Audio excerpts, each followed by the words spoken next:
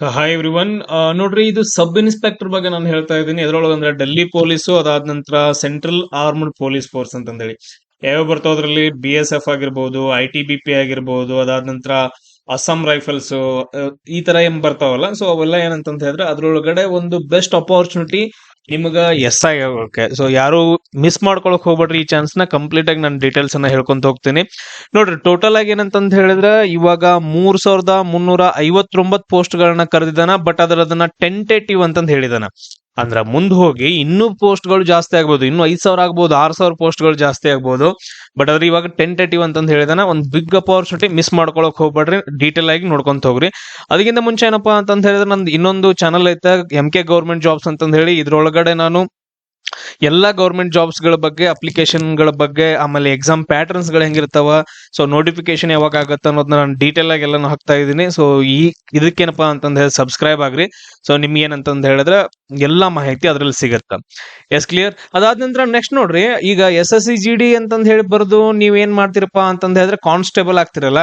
ಇದೊಂದು ಅಪಾರ್ಚುನಿಟಿ. ಈ SSC GD ಒಳಗಡೆ ಸೇಮ್ ಅದೇ ತರ ಎಕ್ಸಾಮ್ ಇರ್ತೈತೆ. ಇಲ್ಲಿ ಏನ್ ಆಗ್ತೀರಿ ಅಂತಂದ್ ಹೇಳಿದ್ರೆ SI ಆಗ್ತೀರಿ, ಸಬ್ ಇನ್ಸ್ಪೆಕ್ಟರ್ ಆಗ್ತೀರಿ. ಇದು ಯಾಕೆ ನಾನು ಒತ್ತು ಕೊಟ್ಟು ಹೇಳತ್ತನಂತಪ್ಪ ಅಂದ್ರ, ಗ್ರೂಪ್ B ಪೋಸ್ಟ್ ಇದೆ, ಗ್ರೂಪ್ C ಅಲ್ಲ, ಗ್ರೂಪ್ B ಪೋಸ್ಟ್ ಎಷ್ಟು ವ್ಯಾಲ್ಯೂ ಇರುತ್ತೆ. ಸೊ ಒಂದ್ ಚಾನ್ಸ್ ಸಿಕ್ಕೈತಿ, ಮಿಸ್ ಮಾಡ್ಕೊಳಕ್ ಹೋಗ್ಬೇಡ್ರಿ. ಈ ತರ ಎಕ್ಸಾಮ್ ಅನ್ನ ರೇರ್ ಆಗಿ ಕರೆದಿದ್ದಾನ. ಸೊ ಅದಕ್ಕೋಸ್ಕರ ನೋಡ್ರಿ, ಅಪ್ಲಿಕೇಶನ್ ಯಾವಾಗ ಸ್ಟಾರ್ಟ್ ಆಗತ್ತೆ ಅಂತಂದ್ ಹೇಳಿದ್ರೆ ಆಲ್ರೆಡಿ ಸ್ಟಾರ್ಟ್ ಆಗೈತೆ. ಸೆಪ್ಟೆಂಬರ್ 26ನೇ ತಾರೀಕು. ಸೆಪ್ಟೆಂಬರ್ 26ನೇ ತಾರೀಕು ಏನಪ್ಪಾ ಅಂತಂದ್ ಹೇಳಿದ್ರೆ ಅಪ್ಲಿಕೇಶನ್ ಸ್ಟಾರ್ಟ್ ಆಗೈತಿ. ಲಾಸ್ಟ್ ಡೇಟ್ ಯಾವಾಗ ಅಂತಂದ್ ಹೇಳಿದ್ರೆ ಅಕ್ಟೋಬರ್ 16ನೇ ತಾರೀಕು. ಅಕ್ಟೋಬರ್ 16ನೇ ತಾರೀಕು ಏನಪ್ಪಾ ಅಂದ್ರ ಲಾಸ್ಟ್ ಡೇಟಾ. ಇನ್ನೂ ಟೈಮ್ ಐತೆ, ಅಪ್ಲಿಕೇಶನ್ ಅನ್ನ ಹಾಕ್ರಿ ನೀವೆಲ್ರು. ಆಮೇಲೆ ನೆಕ್ಸ್ಟ್ ನೋಡ್ರಿ, ಇದೇನಂದ್ರೆ ಡೆಲ್ಲಿ ಪೊಲೀಸ್ ಒಳಗಡೆ ಸಬ್ ಇನ್ಸ್ಪೆಕ್ಟರ್, ಅದಾದ ನಂತರ CAPF ಒಳಗಡೆ ಸಬ್ ಇನ್ಸ್ಪೆಕ್ಟರ್ ಆಗುವಂತ ಒಂದು ಬೆಸ್ಟ್ ಅವಕಾಶ ನಿಮ್ಗೆ ಕೊಟ್ಟಿದೆ ನೋಡ್ರಿ. ಗ್ರೂಪ್ B ಪೋಸ್ಟ್ ಅಂತಂದ್ ಹೇಳಿ ಟ್ರೈನಿಂಗ್ ಇದ್ದಾಗ 35,400 ಸ್ಟಾರ್ಟ್ ಆಗಿ ನಿಮ್ ಪೇಮೆಂಟ್ 1,12,000 ವರೆಗೂ ಹೋಗ್ತೈತೆ. ಸೊ ಬೆಸ್ಟ್ ಅಲ್ಲ.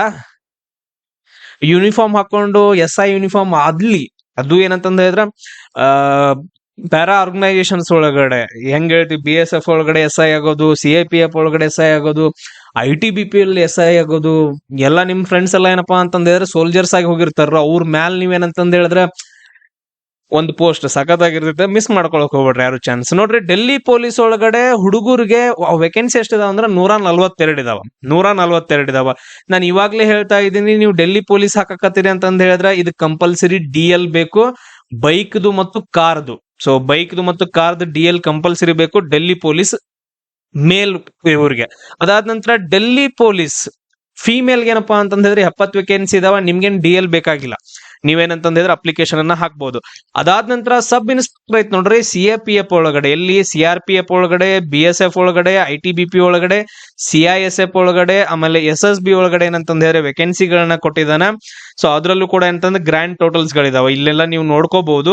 ಸೊ ಇನ್ನೂ ಜಾಸ್ತಿ ಆಗ್ತಾವ. ಟೋಟಲ್ ಆಗಿ ಏನಂದ್ರೆ 2,861 ಪೋಸ್ಟ್ ಇದಾವ. ಆಮೇಲೆ ಹುಡುಗಿರಿಗೆ ಎಷ್ಟಿದಾವ, 210 ಪೋಸ್ಟ್ ಇದಾವ. ಆಮೇಲೆ ನೆಕ್ಸ್ಟ್ ನೋಡ್ರಿ, ಎಕ್ಸ್ ಸರ್ವಿಸ್ ಮ್ಯಾನ್ ನಿಮ್ಗಂತಂದ್ ಹೇಳಿ ಸಪರೇಟ್ ಆಗೈತೆ.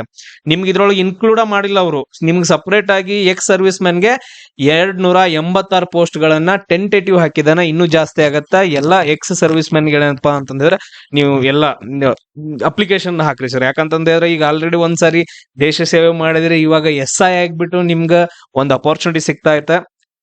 ಸೊ ನಾನೆಲ್ಲಾನು ಹೇಳ್ಕೊಡ್ತೀನಿ, ಯಾವ ತರ ಎಕ್ಸಾಮ್ಸ್ ಗಳು ಇರ್ತಾವ, ಕ್ಲಾಸಸ್ ಗಳನ್ನೆಲ್ಲ ನಾನು ಅಪ್ಲೋಡ್ ಮಾಡ್ತೀನಿ. ಜಸ್ಟ್ ಪ್ರಿಪೇರ್ ಆಗ್ತಾ ಇರಿ ಅಷ್ಟೇ.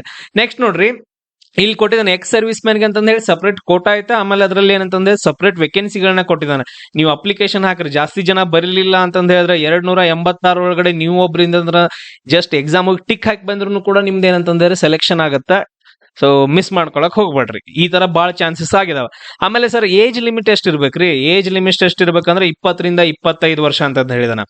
20ರಿಂದ 25 ವರ್ಷ ಜನರಲ್ದವ್ರಿಗೆ ಅಂದ್ರ ನಿಮ್ದು ಹುಟ್ಟು ಹಬ್ಬ ಎಲ್ಲಿಂದ ಇರ್ಬೇಕಪ್ಪ ಅಂತಂದ ಹೇಳಿದ್ರ 2 ಆಗಸ್ಟ್ 2000 ಹಿಡ್ಕೊಂಡು 1 ಆಗಸ್ಟ್ 2005 ಯಾರು ಹುಟ್ಟಿದಿರಿ ನೀವೆಲ್ಲ ಏನಂತಂದ ಹೇಳಿದ್ರೆ ಜನರಲ್ ಕ್ಯಾಟಗರಿ ಇದ್ದವರೆಲ್ಲ ಹಾಕ್ಬಹುದು.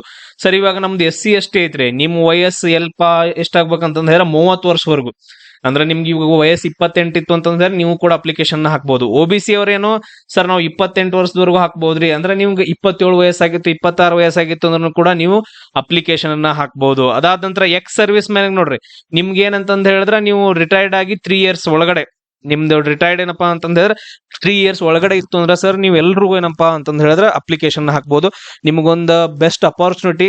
ಸೊ ಮೈ ರಿಕ್ವೆಸ್ಟ್ ಏನಂತಂದ್ ಹೇಳಿದ್ರೆ ಅಪ್ಲಿಕೇಶನ್ ಅನ್ನ ಹಾಕೋದ ಮಿಸ್ ಮಾಡ್ಕೊಳಕ್ ಹೋಗ್ಬೇಡ್ರಿ. ಯಾಕಂತಂದ್ ಹೇಳಿದ್ರೆ ಜಾಸ್ತಿ ಜನ ಅಪ್ಲಿಕೇಶನ್ ಹಾಕಂಗಿಲ್ಲ. ನಿಮಗಂತಂದ್ ಹೇಳಿ ಸಪರೇಟ್ ಆಗಿ 286 ಪೋಸ್ಟ್ ಇದಾವ. ಸೊ ಯಾರು ಹಾಕ್ಲಿಲ್ಲ ಅಂತಂದ್ ಹೇಳಿ ಜಸ್ಟ್ ಎಕ್ಸಾಮ್ ಬರೆದ್ರೆ ಸಾಕು, ನೀವು ಕ್ವಾಲಿಫೈ ಆಗ್ತೀರಿ. ಸೊ ನೆಕ್ಸ್ಟ್ ನೋಡ್ರಿ, ಇಂಪಾರ್ಟೆಂಟ್ ಏನಂತಂದ್ ಹೇಳಿದ್ರೆ ಮತ್ತೇನೇ ನಾವು ಕೊಟ್ಟಿದ್ದಾನಪ್ಪ ಅಂತಂದ್ರೆ ನಮಗೆ ಇನ್ಫಾರ್ಮೇಶನ್ ಎಕ್ಸಾಮ್ಸ್ ಗಳ ಬಗ್ಗೆ ಕೊಟ್ಟಿದ್ದಾನ. ಆಮೇಲೆ ಎಜುಕೇಶನ್ ಕ್ವಾಲಿಫಿಕೇಶನ್ ಏನ್ ಬೇಕ್ರಿ ಸರ್? ನಿಮ್ದು ಡಿಗ್ರಿ ಆಗಿದ್ರೆ ಸಾಕ್ರಿ. ನಿಮ್ದು ಡಿಗ್ರಿ ಆಗಿದ್ರೆ ಸಾಕು. ನಿಮ್ದು ಯಾವ ಬೇಕಾದ ಡಿಗ್ರಿ, ನಿಮ್ದು ಆರ್ಟ್ಸ್, ಕಾಮರ್ಸ್, ಸೈನ್ಸ್ ಏನ್ ಬೇಕಾದ್ ಮಾಡ್ಕೊಳ್ರಿ. ಒಟ್ಟು ನಿಮ್ದು ಡಿಗ್ರಿ ಆಗಿದ್ರೆ ಸಾಕು, ನೀವೆಲ್ರೂ ಅಪ್ಲಿಕೇಶನ್ ಅನ್ನ ಹಾಕಬಹುದು. ಕ್ಲಿಯರ್? ಸೊ ಸರ್ ನಂದು PUC ಹಂಗಲ್ಲ, ಡಿಗ್ರಿ ಆದ್ರೆ ಸಾಕು. ಡಿಗ್ರಿ ಆಗಿದವ್ರೆಲ್ಲರೂ ಏನಂತಂದ್ರೆ ಅಪ್ಲಿಕೇಶನ್ ಅನ್ನ ನೀವು ಹಾಕ್ಬಹುದು. ಆಮೇಲೆ ನೆಕ್ಸ್ಟ್ ನೋಡ್ರಿ, ಸೊ ಮೇಲ್ ಕ್ಯಾಂಡಿಡೇಟ್ಸ್ ಗಳಿಗೆ ನಾನು ಆಗ್ಲೇ ಹೇಳಿದ್ನಲ್ಲ, ಓನ್ಲಿ ಡೆಲ್ಲಿ ಪೊಲೀಸ್ ಮೇಲ್ ಕ್ಯಾಂಡಿಡೇಟ್ಸ್ ಏನಪ್ಪಾ ಅಂತಂದ್ ಹೇಳಿ ಡ್ರೈವಿಂಗ್ ಲೈಸೆನ್ಸ್ ಬೇಕಾಗತ್ತಾ, ಬೈಕ್ದು ಮತ್ತು ಕಾರ್ದು. ಉಳಿದವ್ರಿಗೆ ಯಾರಿಗೂ ಬೇಕಾಗಿಲ್ಲ. ಇವನ್ ಸರ್ ನಮ್ದು ಡ್ರೈವಿಂಗ್ ಲೈಸೆನ್ಸ್ ಇಲ್ಲ ಅಂತಂದ್ ಹೇಳಿದ್ರೆ CAPF ಹಾಕ್ಬೋದು ನೀವು. ಡೆಲ್ಲಿ ಪೊಲೀಸ್ ಬಿಡ್ರಿ, CAPF ಹಾಕ್ರಿ.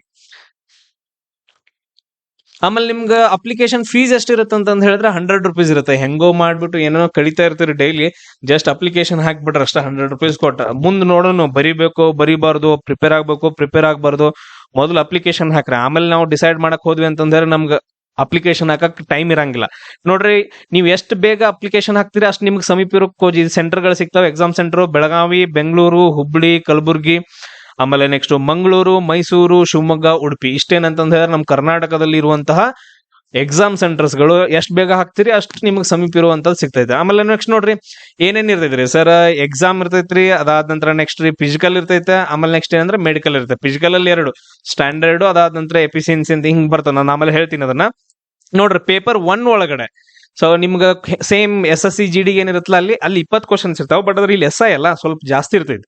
ಇನ್ ರೀಸನಿಂಗ್ ಕ್ವಶನ್ಸ್ ಗಳು 50 ಇರ್ತಾವು, GK ಕ್ವಶನ್ಸ್ ಗಳು 50 ಇರ್ತಾವು, ಮ್ಯಾಥಮೆಟಿಕ್ಸ್ 50 ಇರ್ತಾವು, ಇಂಗ್ಲಿಷ್ 50 ಇರ್ತಾವು.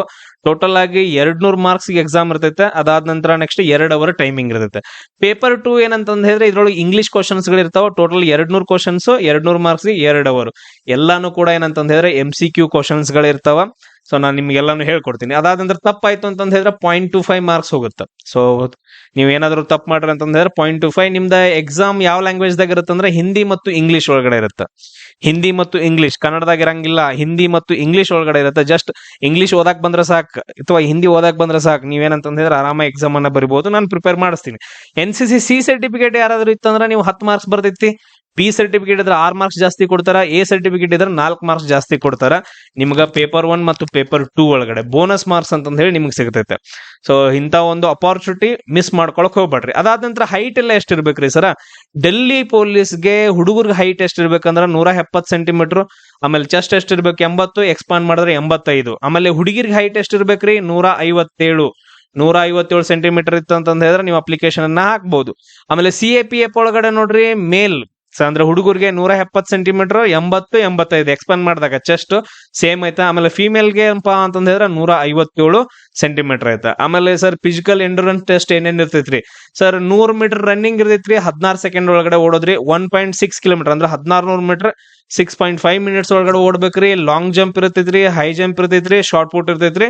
ಸೊ ಎಲ್ಲದಕ್ಕೂ 3 ಚಾನ್ಸ್ ಕೊಡ್ತಾನ. ಆಮೇಲೆ ಹುಡುಗಿರಿಗೆ ಏನ್ರಿ ಸರ್? ಸೇಮ್ ನಿಮಗೂ ಹಂಗ 100 ಮೀಟರ್ 18 ಸೆಕೆಂಡ್ ಒಳಗಡೆ, 800 ಮೀಟರ್ 4 ಮಿನಿಟ್ಸ್ ಒಳಗಡೆ, ಆಮೇಲೆ ಲಾಂಗ್ ಜಂಪ್, ಆಮೇಲೆ ಹೈ ಜಂಪ್ ಇರ್ತೈತೆ. ಸೊ ನಿಮಗೂ ಕೂಡ 3 ಚಾನ್ಸಸ್ ಇರ್ತಾವ. ಮಿಸ್ ಮಾಡ್ಕೊಳಕ್ ಹೋಗ್ಬೇಡ್ರಿ. ಇನ್ನೊಂದು ತುಂಬಾ ಇಂಪಾರ್ಟೆಂಟ್ ಸರ್, ನಾವು ಅಪ್ಲಿಕೇಶನ್ ಹಾಕುವಾಗ ಏನೇನ್ ಚೂಸ್ ಮಾಡ್ಬೇಕ್ರಿ ನೋಡ್ರಿ.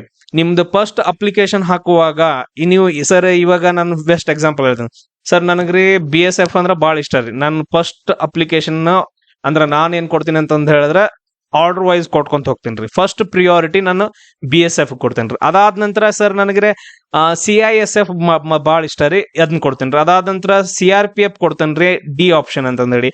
ಆಮೇಲೆ ITBP ಕೊಡ್ತೇನ್ರಿ, E ರೀ. ಅದಾದ ನಂತರ ನೆಕ್ಸ್ಟ್ ನಾನು ಡೆಲ್ಲಿ ಪೊಲೀಸ್ ರೀ. ಸರ್ ನನ್ನ ಹತ್ರ DL ಇಲ್ಲ ಅಂತಂದ್ ಹೇಳಿದ್ರೆ ಇದನ್ನ A ಆಪ್ಷನ್ ಹಾಕಕ ಹೋಗ್ಬೇಡ್ರಿ. ಸೊ ಸಶಸ್ತ್ರ ಸೀಮಾ ಬಲ F ಅಂತಂದ್ ಹಾಕ್ರಷ್ಟ. ನಿಮ್ಮ ಹತ್ರ ಡ್ರೈವಿಂಗ್ ಲೈಸೆನ್ಸ್ ಕಾರ್ದು ಬೈಕ್ದು ಇತ್ತಂತಂದ್ ಹೇಳಿದ್ರೆ ಆಪ್ಷನ್ ಏನು ಕೂಡ ಏನಂತಂದ್ ಹೇಳಿದ್ರೆ ಲಾಸ್ಟ್ ಹಾಕ್ರಿ. ಸೊ ಇದನ್ನ ಏನಂತಂದ್ ಹೇಳಿದ್ರೆ ನೀವು ಹಾಕೋಬೇಕು. ಸೊ ನಾನು ಹೇಳ್ತೀನಿ ನೋಡ್ರಿ, ಈ ತರ ಅಪ್ಲಿಕೇಶನ್ ಅನ್ನ ಹಾಕುವಾಗ ನೀವು ತಗೊಳ್ಬೇಕು. ಬಟ್ ಅದ್ರ ಇಲ್ಲಿ ನೋಡ್ರಿ ವೇಕೆನ್ಸಿ ಎಷ್ಟಿದಾವ ಅಂತ ನೋಡ್ನು. CRPF ಮೊದಲು ಹಾಕ್ರಿ. ಫಸ್ಟ್ ಏನಂತಂದ್ ಹೇಳಿದ್ರೆ CRPF ಹಾಕ್ರಿ. ಅದಾದ ನಂತರ ನೆಕ್ಸ್ಟ್ ಏನಂತಂದ್ ಹೇಳಿದ್ರೆ CISF ಹಾಕ್ರಿ. CISF. ಆಮೇಲೆ ನೆಕ್ಸ್ಟ್ ಏನಪ್ಪಾ ಅಂತಂದ್ ಹೇಳಿದ್ರ ನೆಕ್ಸ್ಟ್ ಉಳಿದಿದ್ದ ಯಾವ್ದಂತಂದ್ ಹೇಳಿದ್ರ ITBP, ಆಮೇಲೆ BSF ಹಾಕ್ರಿ 3ನೇದು, 4ನೇದು ITBP ಹಾಕ್ರಿ. ಅದಾದ ನಂತರ ಲಾಸ್ಟ್ ಏನಂತಂದ್ ಹೇಳಿದ್ರೆ SSB ಅಂತಂದ್ ಹಾಕ್ರಿ. ಇದು ಆರ್ಡರ್ ವೈಸ್ ಹಾಕ್ರಿ. ಯಾಕಂತಂದ್ ಹೇಳಿದ್ರೆ ಕೆಲವೊಂದ್ ಜನ CISF ಅಂತಂದ್ ಹಾಕ್ರಿ, ಕೆಲವೊಂದ್ ಜನ ಏನಪ್ಪಾ ಅಂತಂದ್ ಹೇಳಿದ್ರೆ CRPF ಅಂತಂದ್ ಮೊದ್ಲು ಹಾಕ್ರಿ. ಅಲ್ಲೇ ಅಡ್ಜಸ್ಟ್ ಮಾಡ್ಕೊಂಡು ಅಪ್ಲಿಕೇಶನ್ ಹಾಕಕ್ ಟ್ರೈ ಮಾಡ್ರಿ. ಸೊ ನೆಕ್ಸ್ಟ್ ಇನ್ನು ಕೂಡ ಏನಂತಂದ್ ಹೇಳಿದ್ರ ಇನ್ನು 3 ಅಪ್ಲಿಕೇಶನ್ಸ್ ಗಳನ್ನ ಕರೆದಿದ್ದಾನೆ. ಜಸ್ಟ್ ಇದನ್ನ ನಾನು ಇವಾಗ SI ಹೇಳಿದೆ, ಇನ್ನು 3 ಅಪ್ಲಿಕೇಶನ್ ಇದಾವ. ನೆಕ್ಸ್ಟ್ ನಾನು ವಿಡಿಯೋ ಅಪ್ಲೋಡ್ ಮಾಡ್ತೀನಿ. ಸೊ ಎಲ್ರು ಏನಂತಂದ್ ಹೇಳಿದ್ರೆ MK ಗೌರ್ಮೆಂಟ್ ಜಾಬ್ಸ್ ಅಂತಂದೈತೆ, ಇದ್ರಲ್ಲೂ ಕೂಡ ವಿಡಿಯೋಸ್ಗಳು ನೆಕ್ಸ್ಟ್ ಇನ್ ಬರುವಂತಹ ಎಲ್ಲ ಎಕ್ಸಾಮ್ಸ್ ಗಳದ್ದು ಇದ್ರಲ್ಲಿ ನಾನು ಅಪ್ಲಿಕೇಶನ್ ಡೀಟೇಲ್ಸ್ ಎಲ್ಲ ಹಾಕ್ತಿರ್ತೀನಿ. ಸೊ ಎಲ್ರು ಸಬ್ಸ್ಕ್ರೈಬ್ ಆಗ್ರಿ. ಇದ್ರದ್ದು ಲಿಂಕ್ ಕೂಡ ನಾನು ಡಿಸ್ಕ್ರಿಪ್ಷನ್ ಅಲ್ಲಿ ಕೊಟ್ಟಿರ್ತೀನಿ. ಆಲ್ ದಿ ಬೆಸ್ಟ್ ಎಲ್ರಿಗೂ.